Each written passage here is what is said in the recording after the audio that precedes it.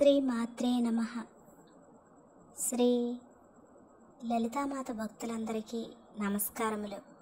లలితా సహస్రనామాలలో 32 శ్లోకాల అర్థాలను చెప్పుకున్నాం కదా. ఇప్పుడు 33వ శ్లోకం చదివి దాని అర్థాన్ని వివరిస్తాను. అది ఏమిటంటే, కామేశ్వరాస్త్ర నిర్దగ్ధ సబండాసురశూన్యక బ్రహ్మోపేంద్ర మహేంద్రాది దేవ సంస్తుత వైభవ. కామేశ్వరాస్త్ర నిర్దగ్ధ సబండాసురశూన్యక అంటే అమ్మ బండాసురునితో యుద్ధం చేసినప్పుడు కామేశ్వరాస్త్రాన్ని ప్రయోగించిందట.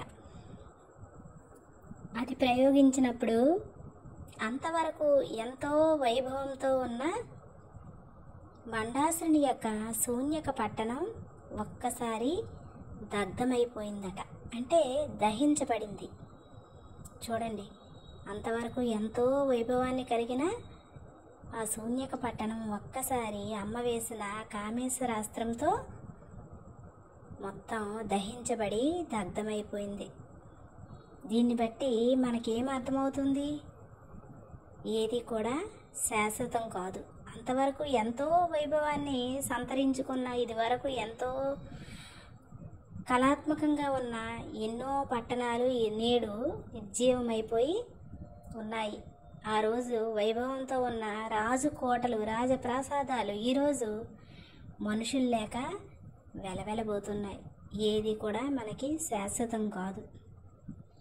తర్వాత బ్రహ్మోపేంద్ర మహేంద్రాది దేవ సంస్థుత వైభవ.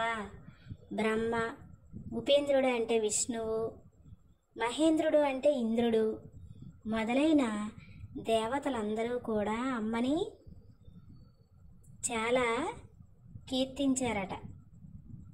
ఆ బండాసురుణ్ణి శూన్యక పట్టణాన్ని అమ్మ ఎప్పుడైతే నశింపచేసిందో వాళ్ళందరితో కూడా అమ్మ స్తుతించబడిన వైభవం కలిగిన అమ్మవారుగా ప్రసిద్ధి చెందిందట.